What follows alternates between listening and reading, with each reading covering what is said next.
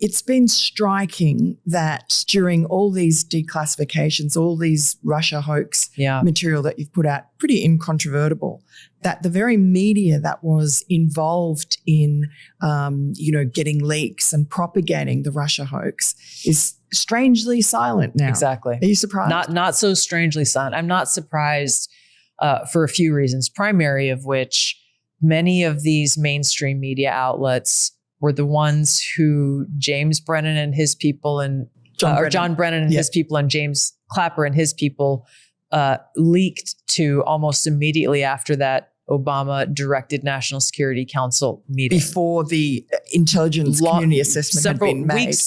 Weeks before that assessment was completed, and actually even before it had really begun being drafted.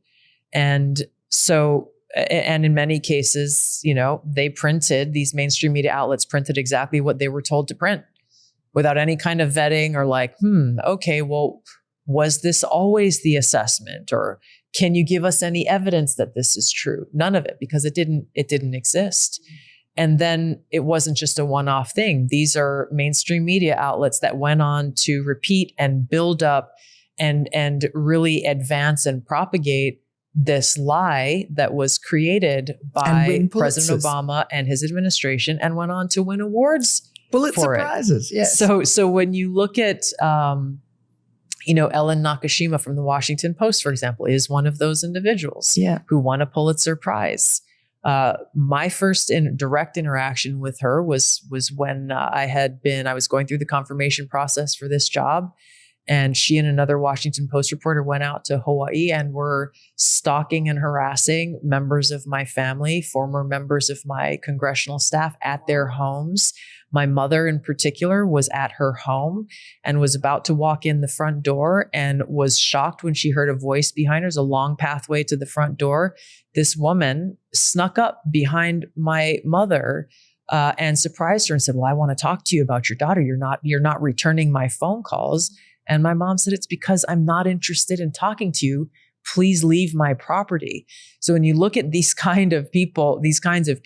Interesting. The Russia hoax writers were interested in trying to dig up dirt on you because I guess they wanted to stop me. They wanted to block me from being able to fill the position that I'm in today. And do you think they were put up to that by the Brennans, and who would have had more awareness of what a threat you were? I think my own actions over the years have made very clear that I stand for the American people and that I will not hesitate to expose the truth and call out the deep state actors of Washington. So you're a threat. I don't know exactly what conversations were had, but the fact that many of these mainstream media outlets are mobilizing as I can tell you, my press person, she was working overtime, constantly getting calls from hey, we're hearing that Tulsi Gabbard did this or she said that. And she's like, it's 100% false. Once again, trying their very, very best to manufacture some concocted narrative in order to try to upend the president nominating me to serve in this position. Amazing that you got through, and now that you're uncovering it all, it's just fantastic. I pulled out my piece of paper here because we actually pulled up some numbers around the lack of mainstream media coverage on this. ABC, CBS, and NBC spent a total of 2,284 minutes covering this Russia hoax. They have devoted only 2 minutes and 17 seconds on the disclosures over these last couple of weeks. ABC's Good Morning America, CBS Morning, NBC's, their morning shows combined 3 minutes and 30 seconds. And when you look at their actual coverage, they're not saying, oh, interesting, look at these new facts that have come to light around what occurred in 2016 and 2017. No. Instead, they're giving airtime to John Brennan, and James Clapper and others. Susan Miller, who are not actually addressing what their own former employees are stating. Those who have said, no, we protested the use of the Steele dossier. We told John Brennan, these are senior CIA officials saying, we told John Brennan, this is false. This is discredited intelligence. You can't use this. And he overruled them. So, again, the mainstream media reaction to this, unfortunately, is quite predictable, because if they were to cover it honestly, they would have to admit their culpability in this egregious and historic wrong that has been committed against the American people and against our republic. Lastly, 2 more questions. One is on President Trump. Is there anything about him that surprises you? One-on-one, what's he like? I appreciate how really collaborative he is. When there's a bunch of us in the room or a few people in the room, he's frequently asking those who are in the room at any given time, hey, what do you think about this? And sometimes they agree with his position. Other times they say, well, no, actually, I think this is a different consideration. And he actually really listens. Another thing that really struck me about him when I was first campaigning for him in this past 2024 election, it was really the first time I really started to spend more time with him, was how no matter where we were, the first thing that he would do before a meeting would start, for example, he would come in and make sure that everyone was taken care of. He says, has anybody fed you? Has anybody brought you water? Do you want anything to drink?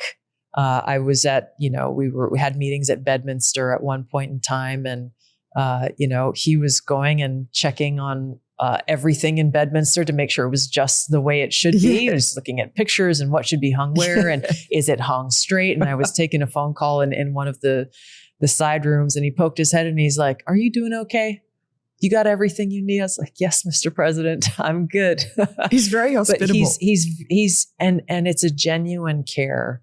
Again, I've seen it and experienced it over and over again. Every time we're in the Oval Office briefing him on intelligence or on a certain issue, even in the Situation Room, when a very intense conversation is happening, hey, make sure everybody has something to drink. Do you guys want any snacks? Like his genuine care for others, no matter who you are, is incredible. And I think it's a side of him that most people don't get to see.